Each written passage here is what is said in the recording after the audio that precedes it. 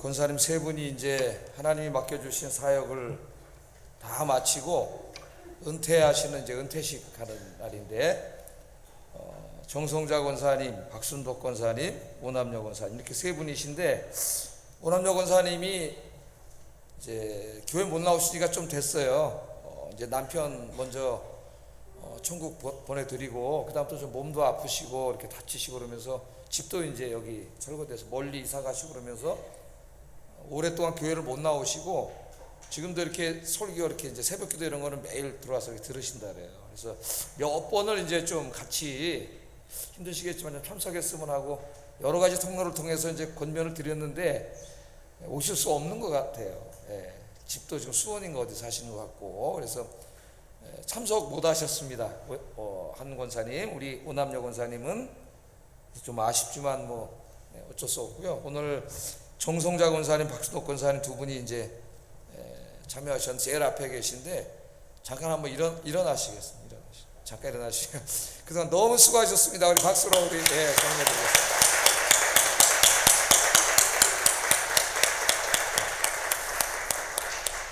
권사님 두 분이 이제 언제 취임하셨냐면은, 아까 우리 장로님이 기도하신 것처럼 2002년도 2월 달에 취임을 하셨는데, 제가 2002년도에 부임을 했어요. 그래서 이제 교회를 제일 먼저 와본 거는 2021년도 그 전에 이렇게 12월 달 이렇게 좀 왔었었는데, 그때 이제 우리 권사님들이 49살. 와, 49살이셨어요. 저보다, 제가 39살. 저보다 딱 10년이십니다. 우리 권사님들이. 그래서 나이를 안 잊어먹어요, 제가. 딱 10년이시래 가지고. 제가 이제 61세 됐으니까 71세 되셨죠. 그래서 그 다음에 2월에 이제 원로 목사 은퇴하시고, 이렇게 이제 이취임식, 은퇴식하고 이렇게 취임식 하실 때에 이제 권사 취임을 하셨어요. 그때 보니까 12분인가?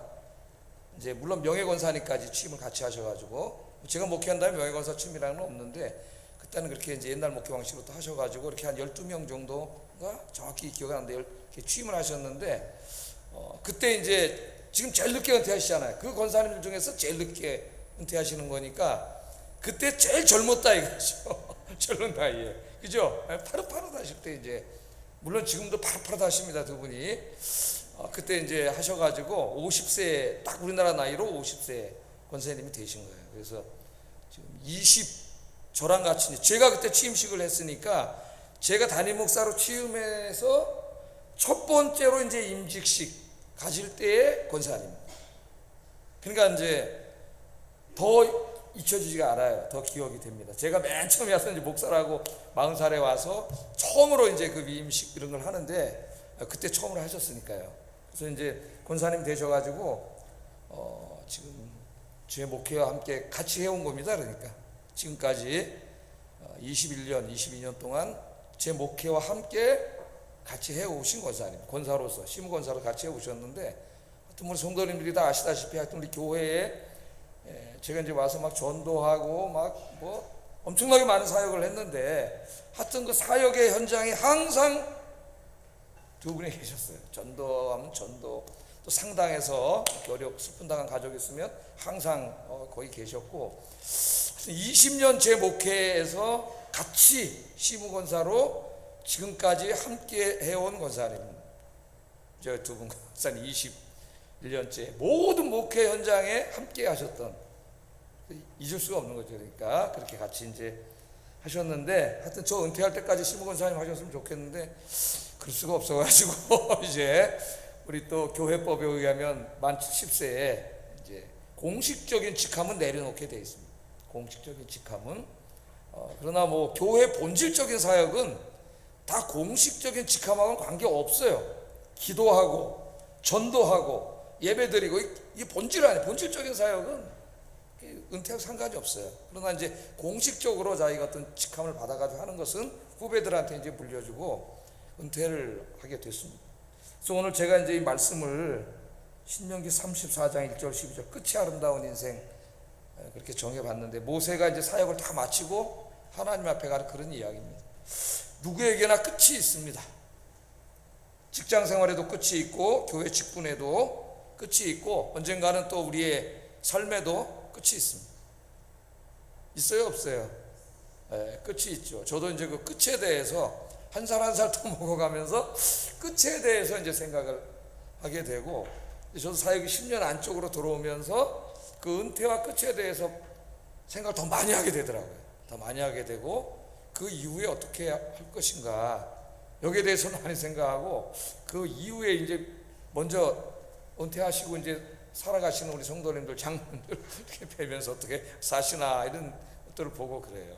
굉장히 이제 그 마음이 서운할 것 같기도 하고, 어떻게 보면 조금 우울할 것 같기도 하고, 제가 생각하기에 그 평생을 이렇게 섬기고다 이제 공식적으로 이걸 내려놓으면서 온갖 마음이 다 이제 이렇게 복합적으로 교차하지 않을까, 그런 생각이 듭니다. 다른 교회 섬길 때 권사님이 은퇴하시면서 저한테 전화하셔가지고 우리 교구장님이셨는데, 자 목사님, 전라도 광주분이었어요. 그 사투리 하시는데, 이렇게 젊은데 아직도 젊은데, 은퇴하라 그래서 은퇴했어요. 그런데 요새 칠순 뭐 두 분 되시지만은 젊으세요 진짜. 50대, 옛날에 뭐 50대 정도, 50대면 좀 서운하신 것 같아. 40대 이렇게 젊으세요. 뭐 기력과 체력과 이런 거 아직도 왕성하시고, 그러신데 이제 공식적으로 이걸 내려놓게 되셨습니다. 그래서 수고하셨다는 말도 들고, 좀 이렇게 좀 안타깝기도 하고, 우리가 다 늙어가잖아요. 늙어가고 이제 약해지기도 하고, 그런데 그런 마음이 들어요. 뭐 계좌 마음에. 자, 위대한 신앙인이요 지도자였던 모세에게도 끝이 다가왔습니다. 모세가 이제 사명을 다하고 본문에서 이제 하나님 앞으로 가시는 그런 이야기예요. 그래서 오늘 세 분 권사님 은퇴를 이렇게 맞이하면서 오늘 말씀으로 좀 권면하기를 원합니다. 첫째, 모세는 하나님께서 말씀하신 대로 느보산에 있는 비스가 봉우리 꼭대기에 이제 올라가 가지고 하나님 약속하셨던 그 가나안 땅의 약속, 그걸 이제 다 돌아보는데 하나님이 그걸 다 보게 하셨어요. 물론 모세는 들어가지는 못했지만은 그래서 다 보게 이제 하시는 장면이 나와요. 1절 3절 한번 읽어보겠습니다. 시작. 비스가 산꼭대기에 이름에 여호와께서 길르앗 온 땅을 단까지 보이시고, 또 온 납달리와 에브라임과 므낫세의 땅과 서해까지의 유다 온 땅과 네겝과 종려나무의 성읍 여리고 골짜기 평지를 소말까지 보이시고, 가나안 땅에 대한 약속을 받고 이제 지도자로서 40년 이상 이스라엘 백성들을 이끌어 왔는데 40년 정도 사역을 이제 한 거죠. 80세부터 시작을 했습니다, 사역을. 근데 70세에 은퇴라니, 이 무슨 말입니까? 80세부터 사역을 해가지고 120세까지 그 맡은 바 사역을 잘 감당을 했어요. 그리고 이제 마지막 모압 평지에 가면은, 요새 이제 민수기 공부하고 있는데 그 느보산 혹은 비스가산이라고 하는 산이 있죠. 그 산에 올라가면 저쪽에는 약속의 땅이 다 보이는 거예요. 그래서 하나님이 그걸 이제 볼 수 있는 복을 주세요. 모세로 거기 올라가게 해가지고 하나님이 약속하신 그 축복을 다 보게 하십니다. 다 보게 하셔요. 그래서 우리 세 분 권사님도 언제 하나님이 부르실지는 아무도 몰라요. 뭐 제가 먼저 갈 수도 있고, 그건 아무도 모르는데, 하나님 부르시기 전까지 하나님이 우리 권사님들께 약속하신 그 영육간의 그 아름다운 가나안의 모습을 다 보여주실 줄로 믿습니다. 자자손손이 하나님 다 이렇게 보여줄 줄로 믿습니다. 자, 이게 다 본 다음에 이제 모세가 이제 거기서 이제 하나님 품에 가는 거죠. 5절 한번 읽어보겠습니다. 시작. 모압 평지에서 죽어. 120세에 모세가 죽었어요. 그리고 원사님들이 지금 70이신데 120세에 가시려면은 몇 년 더 사셔야 되나? 50년을 120세까지 사시려면 50년 더 사셔. 하여튼 몇 살까지 사시기를 원하시는지는 모르지만은, 하여튼 제가 얼굴을 뵈니까 30년 이상은 더 사실 것 같아요. 건강하셔가지고. 건강하시게 모세가 120세에 갔는데 건강하시기를 바라고요. 7절에 보면은 모세가 이런 복을 받았습니다. 함께 읽겠습니다. 시작. 그의 눈이 흐리지 아니하였고 기력이 쇠하지 아니하였더라. 이것도 제 기도 제목이에요. 제 기도 제목. 제가 지난주인가 이제 저희 집사람 자꾸 막 여기 어깨도 아프고 허리가 아파서 갖고 나가죠. 허리가 아프고 막 그래서 디스크라 그래가지고 이제 가서 이제 그 의사 만나고, 정형외과 의사가 아니라 거기는 이름도 어렵더라고. 뭐 신경 뭐 저저저 어려서 못 외우겠어요. 한국말인데도. 갔더니 이제 뭐 거기 가서 이제 밑에 가서 재활하는데 거기도 의사도 만나서 이제 어느 날 목요일 날 가서 뭐 재활하고 뭐 이런 이제 그 진단을 받았는데 거기를 한번 가보라 그래가지고 이제 가봤어요. 가봤더니 거기 주로 어떤 분들이 있냐면 연세가 많으시고 이제 어떤 뭐 뇌경색이나 이런 병들이 와가지고 몸이 움직이지 못하고 이렇게 있다가 이제 이렇게 조금씩 움직이려고 하시는 분들이 대부분이더라고 거기. 예?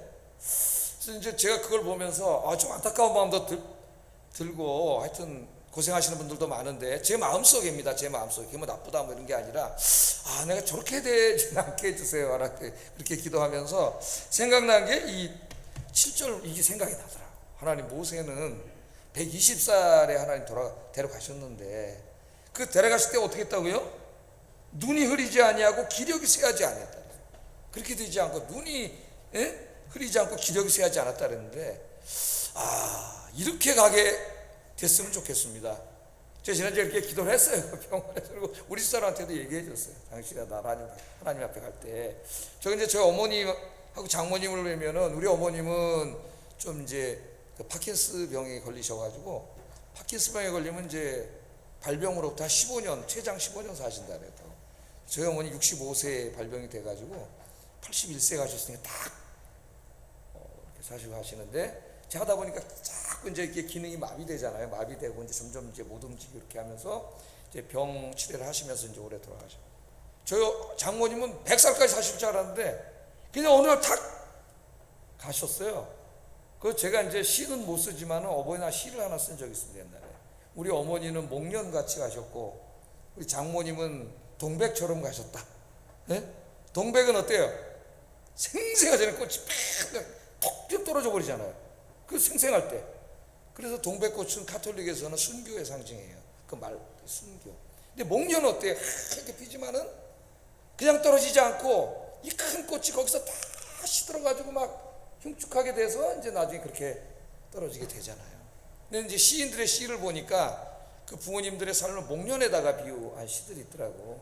그래서 이제 병을 오래 앓으시면서 가신 이제 목련처럼 이제 살고 가신 그렇게 해서 분들은 그래도 이렇게 이별할 수 있는 충분한 시간을 주셨다. 예? 그런 게 있고 또 건강하게 사시다가 이렇게 갑자기 가신 분은 병치레 안 해서 좋지만은 갑자기 가셔가지고 이별을 할 수 있는 마음의 준비가 안 돼 있는데 갑자기 가신 그 안타까움이 있어요. 지난 주일날 이제 그 우리 집사님 한 분이 남편이 갑자기 이렇게 쓰러지셔가지고 지금 무의식 중에 병원에 입원하셔서 이제 만나서 이제 건면다고 기도도 해드리고 뭐 좀 교회에서 준비한 것도 드리고 이 시간을 가졌는데 이렇게 대화하다가 집사님 참 신앙이 어려움 속에서 굉장히 성숙했다는 걸 제가 알게 됐어요. 근데 뭐라고 위로를 하지? 목사이지만 제가 이렇게 오랫동안 목회를 했는데도 여전히 힘듭니다. 대화를 하다가 이렇게 이제 삶과 죽음과 이제 내세와 이런 대화를 하다 보니까 집사님 먼저 그런 일을 하시더라고. 이렇게 이제 지금 한 달이 훨씬 넘어가는 기간 동안 이렇게 이제 있는데 그래도 하나님께 감사한 거는 이별할 수 있는 시간을 주신 것 같다 그래요. 어제 깜짝 놀랐어요. 믿음이 굉장히 성숙하신 분이구나. 그래서 아마 그 이제 남편과 어떻게 보면 지금은 아직 살아계시기 때문에 살려달라고 기도를 하고 있지만은 그 마음의 준비, 천국도 이야기하고 서로 같이 이제 그러나 이 땅에 우리 같이 살다가 사랑하는 사람 먼저 떠나면은 너무 힘든 거죠. 남아있는 것에 너무 고통스러운 거예요. 사실은 상실의 고통이. 이제 그 이별할 시간을 주고 가시고 그렇게 하신세. 그래서 제가 그걸 가지고 시를 쓴 적, 시는 잘 못 쓰는데 시를 쓴 적도 있습니다. 근데 이제 우리 두 분 권사님 뭐 어떻게 하나님이 뭐 사시다가 어떻게 하실지는 나는 모르겠지만은 하여튼 제가 목회자로서 바라고 기도하는 것은 모세처럼 하나님 불러가시는 그날까지 남편, 장로님, 우리 두 분 장로님 옆에 장로님들과 함께 눈이 흐리지 아니하고 기력이 쇠하지 아니야. 그렇게 끝까지 주님 기도하다 가시기를 주의 이름으로 축복합니다. 제가 설교 때 한번 얘기했잖아요. 모세 또 칼빈도 제가 칼빈 전기를 읽다가 칼빈은 좀 일찍 죽었어요. 55살인가 어때? 일찍 죽었는데 그 병이 많아가지고 몸이 굉장히 약하던 사람이에요. 칼빈은. 그래서 병 치료를 많이 하고 어떤 아파서 예배 집례도 못하고 막 이러면서 사역을 했는데 마지막까지 하여튼 침대에 누워서 내가 전기를 읽어보니까 여호수아서는 입으로 불러가지고 써서 여호수아 주석을 쓰고, 그 마지막 떠나기까지 뭐 그냥 그 침상에 누워서 다 제자들한테 이야기 막 이러다가 하나님 품에 가셔가지고 제가 그 전기를 읽고 죽음에 대한 소망이 확 생겼어요. 아, 이렇게 죽어야 되겠다, 이렇게 죽어야 되겠다. 어저 병원에서 이렇게 해가지고 막 절대 때리지 말라고 그랬어 나한테. 나는 이제 공기 좋은 데서 이제 누가 먼저 갈지는 모르지만 이제 바람 쐬다가 하나 옆에 가지 난 절대 저기 안 들어간다, 그런 얘기를 했었는데, 하여튼 아직도 건강하신데 뭐 30년 후의 일이 되겠지만은 그때까지 영육간에 강건하시기를 주의 이름으로 축복합니다. 자, 모세가 이제 보면은 마지막 죽는 순간에도 그 신앙의 위대함을 보여주고 있어요. 모든 영광을 하나님께 이제 돌리고 죽습니다. 5절 6절 한번 읽어보겠습니다. 시작.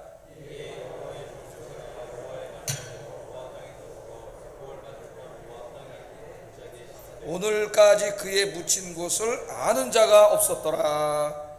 아멘. 자, 신명기는 누가 썼어요? 모세가 썼죠. 그런데 모세가 죽은 이후의 이 일은 누가 어떻게 된 거예요 그러면? 모세가 죽은 후의 이야기는 아마 여호수아나 다른 사람이 써서 모세의 신명기 뒤에 덧붙였을 거예요. 이제 너무나 경건한 보수주의 학자들이 모세가 죽기 전에 미리 써놨다 그러는데 아무리 읽어봐도 그렇진 않잖아요. 모세가 죽은 다음에 이제 여호수아나 누가 썼겠죠. 써서 마지막 모세가 죽은 이후의 이야기는 신명기 책으로 붙였는데, 그냥 누가 썼느냐가 중요한 게 아니라 그게 다 신명기 전체가 하나님의 말씀이라는 게 중요해요. 모세를 통해서 거의 다 쓰게 하셨고, 모세가 죽은 뒷부분은 여호수아나 누구를 통해서 쓰게 하셨지만 신명기 전체는 신명기라는 책으로 만드신 하나님의 말씀인 줄로 믿습니다. 그게 중요한 거예요. 누가 썼냐 가지고 싸우다 뭐 네가 자유주의니 어쨌니, 그게 중요한 게 아니라 이 성경 말씀을 하나님이 쓰신 하나님의 책이라고 믿는 게 중요한 거죠. 저자는 좀 뭐 의견의 차이가 있을지라도 너무 보수적이라서 좀 우스운 이야기잖아요. 자, 모세가 죽은 후에 이제 어떻게 됐다 그랬어요? 신명기 마지막 부분을 쓴 사람이 기록하기를 모세가 모압 땅에 있는 골짜기에 장사 지냈다. 동네 이름도 몰라. 모압 땅에 있는 골짜기에 장사 지냈다 그래요. 그래서 사람들은 모세의 무덤이 어디에 있는지 아는 사람이 아무도 없습니다. 그 위대한 지도자가 죽었는데 요새 그보다 훨씬 100분의 1도 안 되는 사람이 어느 조직이나 뭐 교회 기여하다 죽어도 뭘 그렇게 대단하게 막 떠들어대가 엄청난 장례식에 막 뭐 다 이렇게 영광지가 다 받고 가는데, 모세에게 배워야 돼. 칼빈도 그랬다 그랬죠. 칼빈도 무덤이 어딘지 몰라요 지금도. 그 못하겠어요. 비석을 못 세우겠어요 칼빈. 그게 모세가 왜 그랬겠어요? 모세가 40년 동안 가르침의 핵심이 뭐예요? 우상 숭배하지 말라는 거거든. 우리 인간이 찬양과 경배를 돌려드려야 될 유일한 분 하나님 한 분밖에 없어요. 인간을 높이면 안 돼. 그걸 평생 가르쳐 온 게 모세예요. 자, 근데 모세는 한 업적이 엄청나게 많아요 진짜로. 10절 12절 한번 읽어보겠습니다. 시작. 모세는 여호와께서 대면하여 아시던 자요, 여호와께서 그를 애굽 땅에 보내사 바로와 그의 모든 신하와 그의 온 땅에 모든 이적과 기사와 모든 큰 권능과 미임을 행하게 하심에 온 이스라엘의 목전에서 그것을 행한 자이더라. 그 업적을 요약해놨는데 정말 많은 일을 하신 분이죠. 그런데 모세는 자기가 죽은 이후에 업적을 남기는 일을 전혀 하지 않았습니다. 그러니까 무덤이 어디 있는지도 모르죠. 요새 성지순례라고 많이 가는데, 그럼 만약에 모세 무덤이 어디 있어서 그게 비석이 서 있었다면은 엄청나게 많은 사람들이 갈걸요 아마.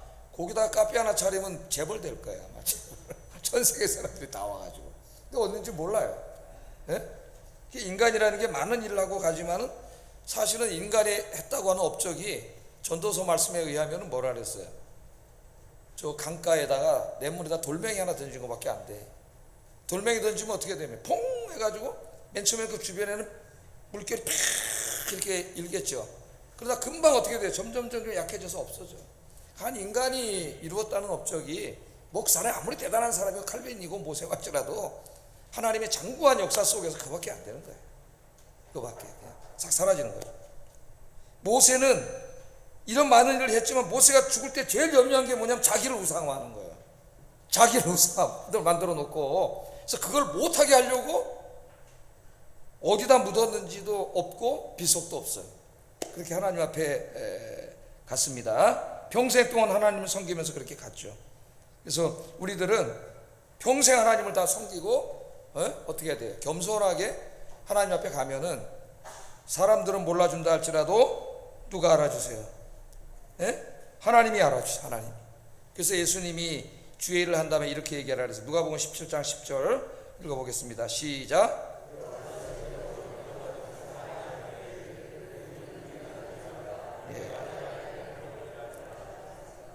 이와 같이 너희도 명령받은 것을 다 행한 후에 이르기를 우리는 무익한 종입니다. 마땅히 해야 될 바를 했을 뿐입니다. 그런 자세를 가지라는 거예요. 마땅히 해야 될 자세를, 마땅히 해야 될 일을 했을 뿐입니다. 그렇게 말하는 거예요. 사도 바울도 고린도전서 1장 31절에 기록된 바 자랑하는 자는 주 안에서 자랑하라. 주 안에서 자랑한다는 말은 주님을 자랑하라 그 말이죠. 나를 자랑하지 말고 주님을 자랑하라. 그래서 하나님의 일을 하는 모든 사람은 우리 권사님 두 분뿐만 아니라 여기 목회자가 제일 그런 죄를 많이 짓는데 사실은 우리 모두가 다 어떻게 해야 돼요? 오직 주님께만 영광 돌리죠. 나는 마땅히 해야 될 일을 했을 뿐입니다 하는 겸손한 자세로 섬기고 주님 앞에 가면은 하나님께서 그 이름이 하늘의 별처럼 빛나게 하신다 그랬어요. 할렐루야. 그래서 우리 두 분 권사님 사역하신 것들이 하늘의 별처럼 빛나기를 주의 이름으로 축복합니다. 그러나 당사자들은 그렇게 생각하지만 다른 사람들은 그 수고를 인정해 줘야 돼.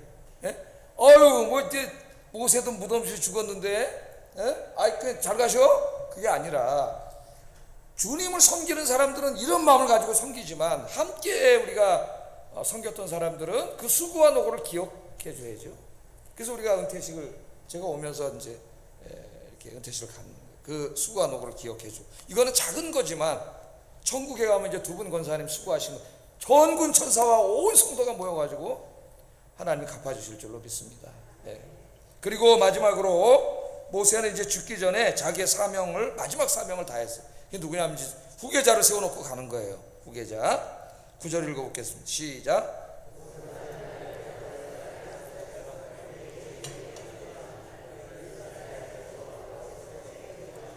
여호와의 말을 순종하였더라. 아멘.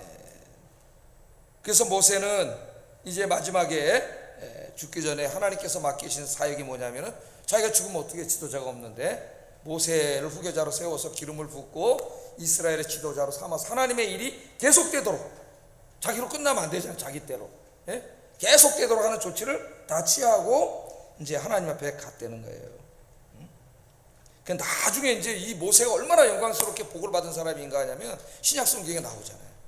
예수님 변화산에서 이제 부활의 모습을 딱 보여줄 때 그 양옆에 누가 왔어요? 모세와 엘리야. 이미 하나님 품에 가 있는, 영광의 몸으로 하나님 품에 가 있는 두 분을 하나님께서 이 땅으로 출장을 보내셔가지고 예수님 지상에 있을 때 두 분이 쫙 영광 중에 내려왔죠. 누가복음 9장 29절 31절 읽어보겠습니다. 시작.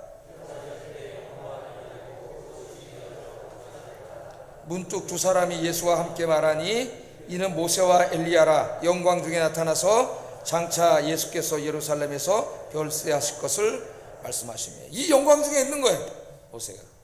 그래서 두 분 권사님이 하시던 일이 엄청 많은데 교회 안에 아까 장로님 기도하실 때 쫙 이렇게 다 기도를 해주셨는데 엄청 많은 일을 이제 하시고 가시는 건 아니에요. 30년 더 사셔야 되니까 가시는 건 아니에요. 본인들도 하셔야 돼. 본질적인 일은 계속 하시는데 이제 이 일을 또 직함을 가지고 내가 하던 일들을 잘 할 수 있는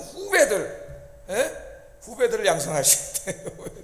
잘 보셔가지고 우리 젊은 분들이 자녀 세대가 또 후배 세대가 하던 일들을 잘 받았어요. 열심히 전도하고 기도하고 하나님 섬기고 교회 섬기고 그렇게 하는데 아직도 건강하시기 때문에 비공식적인 라인에 있으시겠지만은 기도하시면서 잘 격려하시고 감당하시는 두 분 권사님 되기를 주의 이름으로 축복합니다. 기도하겠습니다.